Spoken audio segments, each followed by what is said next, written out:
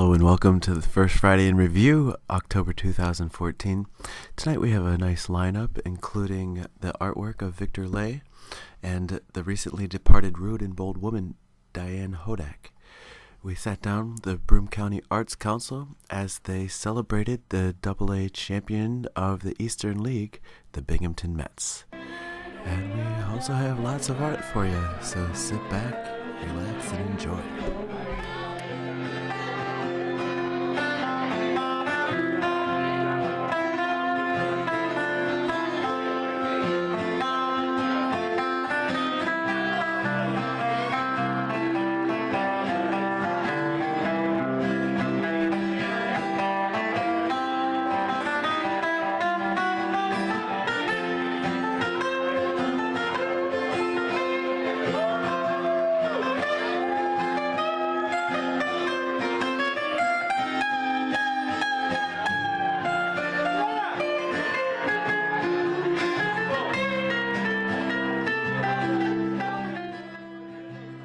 Some of the pictures he does are assembled from other photographs, but the majority of these are from photographs that I took. This particular one was actually a selfie I took, and if you notice, if you look in the eyes, Victor has a way of capturing the essence of the inner core of a person when he draws the photograph. And the painting, and in some cases I feel some of his paintings are actually better than the actual photograph. Because it instills a quality of life into it. Yes, yes.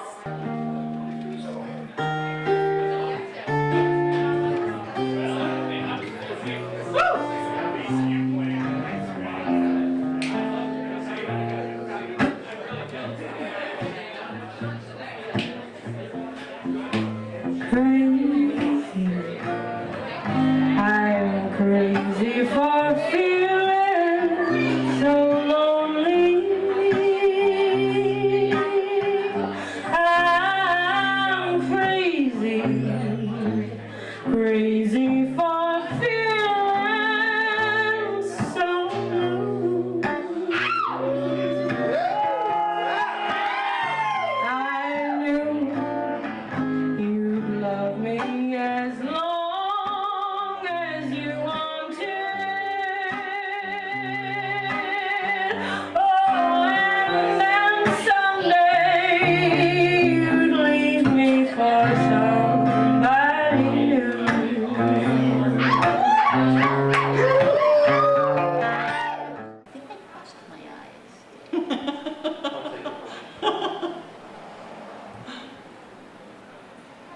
We need to do something rude and bold. So you are the rude and bold women of Binghamton. Yes, we are. These are the ones. Okay. And your friend who It's a passed, public who her name is? Diane Hodack. She And was a part of our committee, our organizing committee, for 10 years. a friend?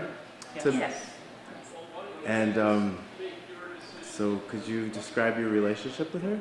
And what it's like to be one of the rude and bold women? It's an honor. It is. It's It fun. is. We like to shock people. It's fun, and she helped us to kind of really. She took us to the edge. Yes, she helped us to embrace our rudeness and boldness. I would say.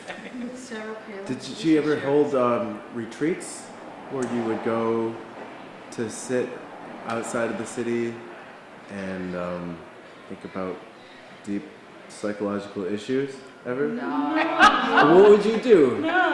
Would you have wine in a parlor? At the cyber cafe. You'd meet at the cyber cafe. I'd have lattes. Fool around. And plan the show. And Yes.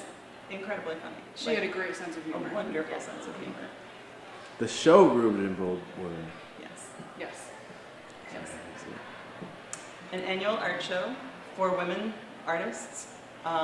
First one was in 2001. First one from this group was in 2001. And every year we put out a call for artists and we ask people to just interpret what rude and bold women means to them. And that's the show. Except this year, because we lost Diane, this year the show is all of her art. That makes sense. But if there is a potentially bold, rude woman, Out there? Is there a way that she can contact you? RudeandBoldWomen.com. We find each other. We find each other. And we walk together. We put out a call for artists in the summer. And then people apply. They submit images of their art, and then we have the show. Usually the first weekend in October. Go to rudeandboldwomen.com. Diane brought her to us. Yes, that was a high point. That's right, that's right. Performance artist, Diane.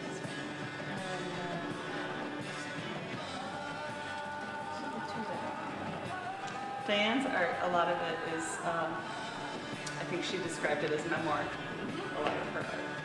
Yes, And- I can clearly see her experiences in it. Yes, yes. Especially, of course, the middle pieces are stories of her experience of illness and centering herself and being open to what healing was about. Prayer and everything else. I mean, she was a rude and bold woman who was also grounded in prayer, and she defied easy categorization, which is a particularly rude and bold thing to do. Well, I don't know what it takes to be a rude and bold woman, but I like what you ladies have to offer. Thank you. And on that note, Thank you very much for sharing about your friends. Thank you. Thank you for being thank you here. for asking us. Glad you Thank stayed you for open. clearly being so engaged with her art. Serving grass-fed meat, vegetarian, gluten-free since 1980. This first Friday, I had the great pleasure of sitting down with a few of the people who worked with the Eastern League champions, Binghamton Mets, including the event's planner, Connor Gates, and the scorekeeper for the Binghamton Mets, former 1953 Yankee Steve Crayley. Hope you like what you see, and if you want to learn more, please go online. 2011, you know in the season, there's a specific spot in the season where you just go, oh my gosh, there's something special here. Wow. Connor, when was that this year? Well, the guys who came back from last year's team definitely had unfinished business when it came to this season. And Pedro had the meeting with the players beforehand. I was fortunate enough to be able to sit in on it. And that's when he gave the phrase that kind of lasted throughout the playoffs, and that was 6 more wins. And once I heard Pedro say that's all he wanted to win was 6 more, I'm like, let's shine up the trophy and get it ready for Binghamton right there.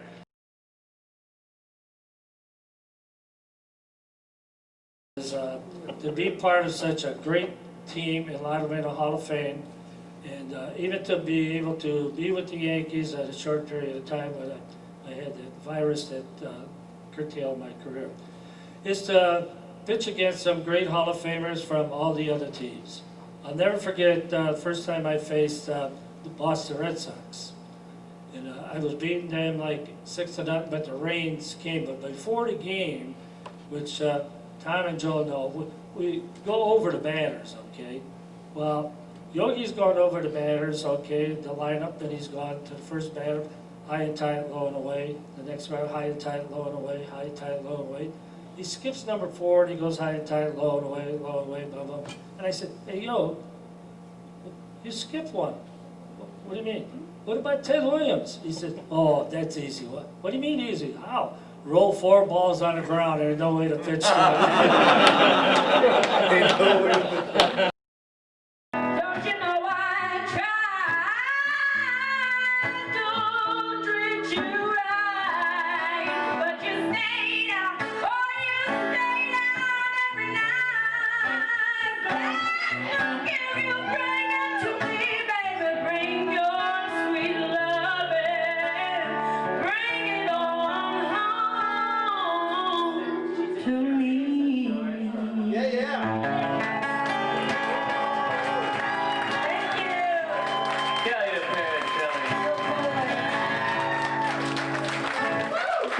My name is Ipek. I'm in Binghamton, and first Friday I'm selling some stuff from Europe, Istanbul, Turkey. They are all handmade and traditional Middle Eastern Turkish stuff. And I'm inviting everybody to Binghamton First Friday. It's really fun. You can shop, you can dine, and have fun.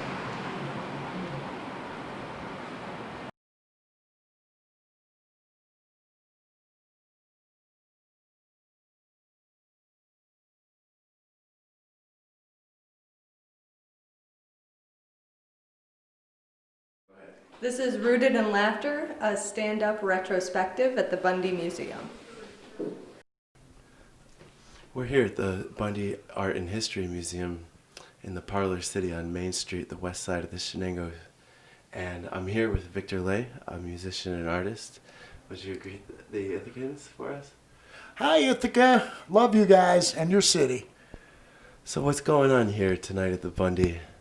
Well, the Bundy, which is on Main across from the Horizons Credit Union in downtown, is a fantastic old mansion that's been converted here into a museum and art gallery, and they also have other special events. And they have a building out back that they teach art in and have other special events. Show film?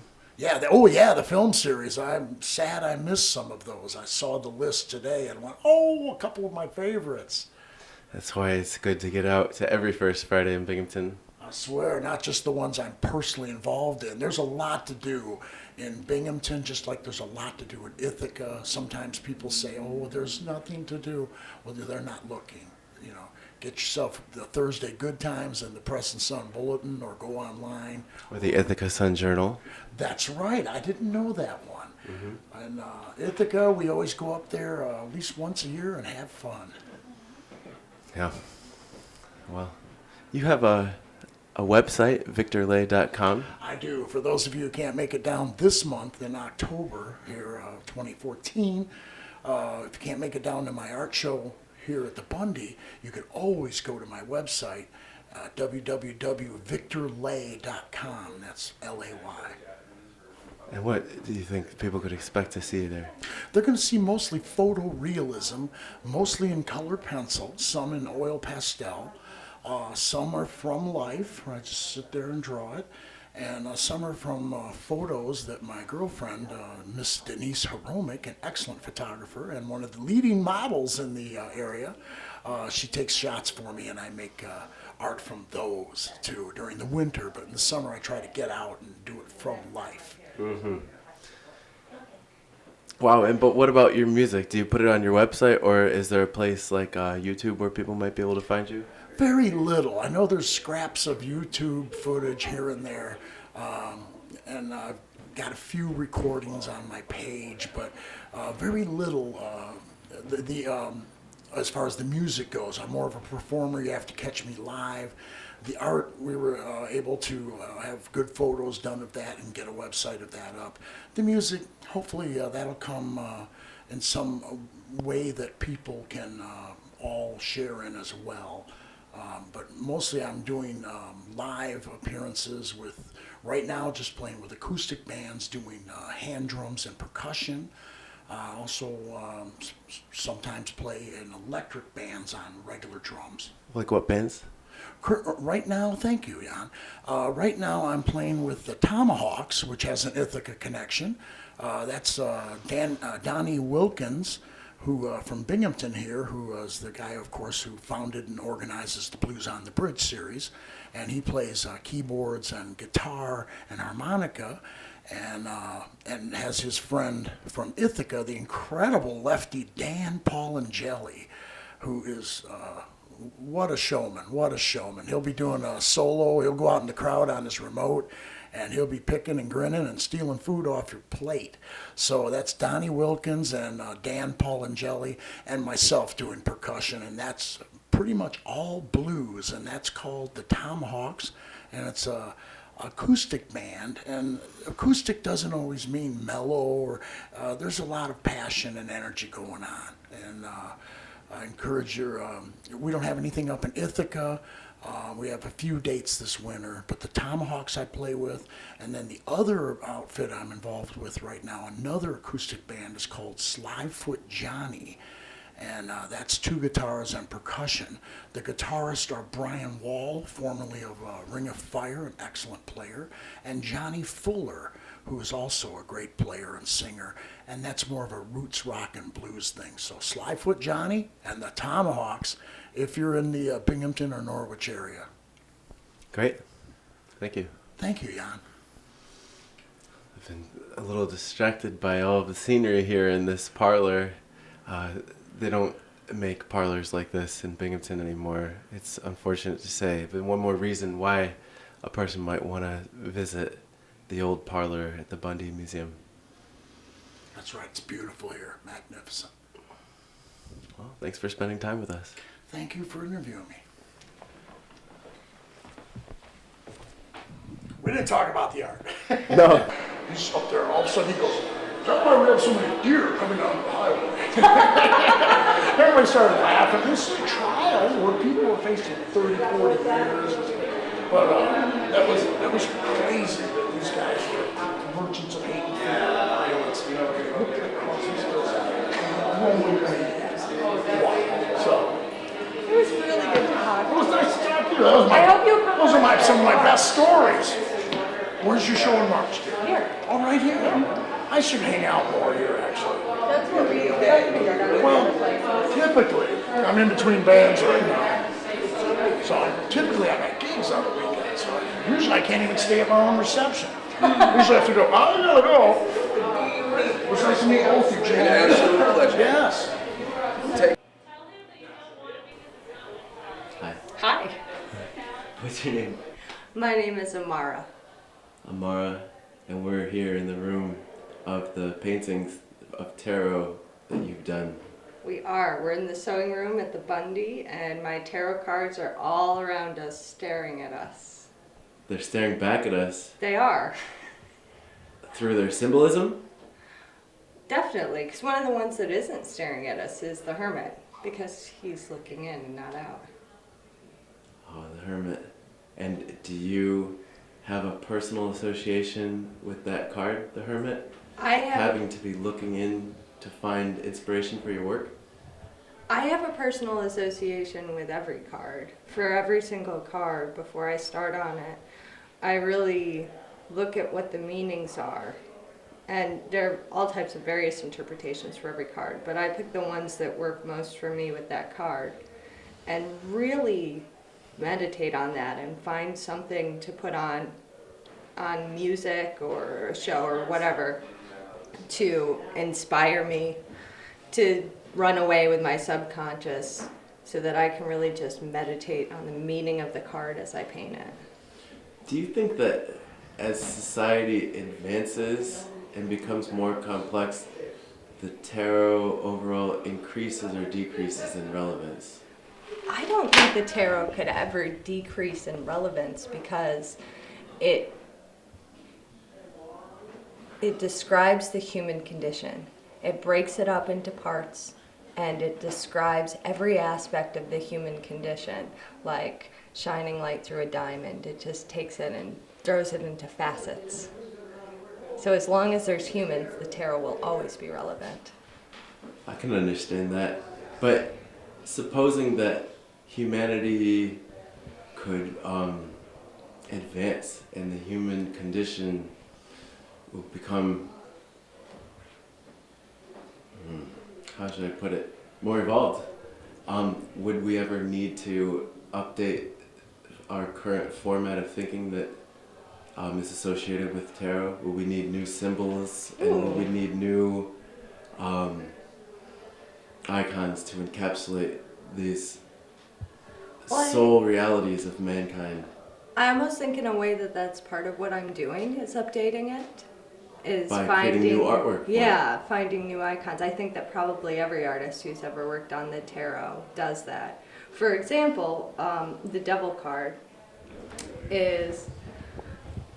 it's the devil standing on a rock outcrop above the desert.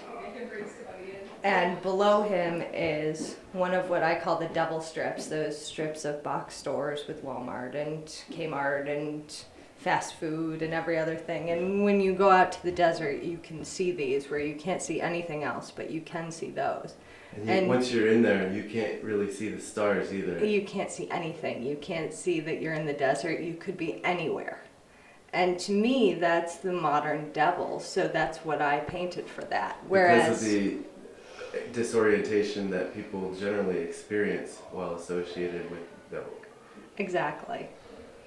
And I think 50 years ago, that wouldn't be relevant at all. And hopefully in 50 years, it won't be relevant either. I hope that that one becomes outdated. So it's a hit. Yes. Wow. Okay. For example, I'm going to give you a spoiler here. No one knows this. Really, no one knows this. I just started working on the Chariot card, which represents victory and knowing yourself and finding goals to strive towards. And for that, I'm doing the time vortex with the TARDIS and my doctor from Doctor Who, which is very, I mean, it's fairly modern, iconic. 1960s is when that started, but it's definitely something that's almost like a pop icon. But to me, it represents perfectly everything that that card represents. 100 years ago, they didn't know who Doctor Who was, the poor saps.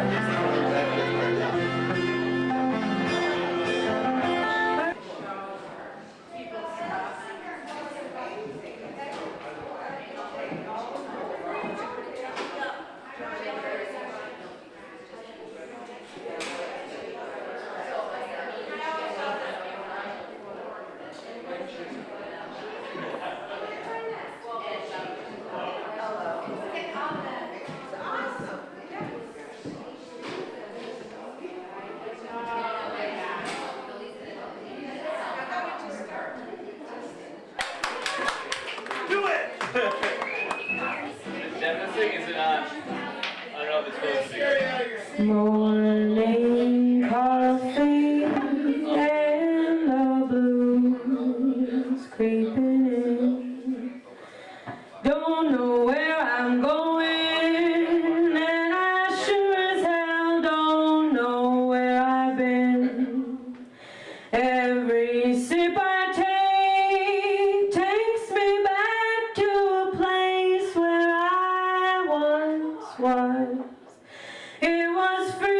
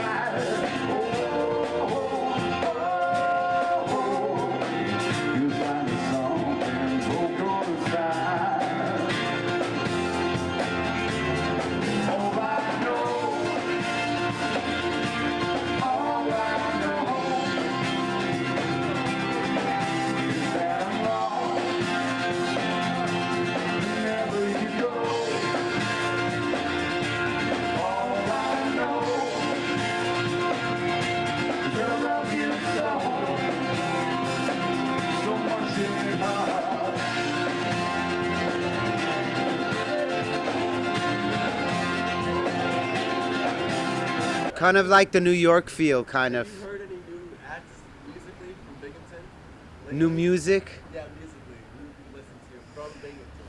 No one. No one. Nah, I really don't. I don't listen to anyone new in Binghamton. You know, I mean, you know, since back 15 years ago, the way stations, that's about it. I mean, and I haven't seen them in years, so. In the last 5 years, it's noticeably changed as far as like the population. You could see a lot more diversity around, and I guess a few other businesses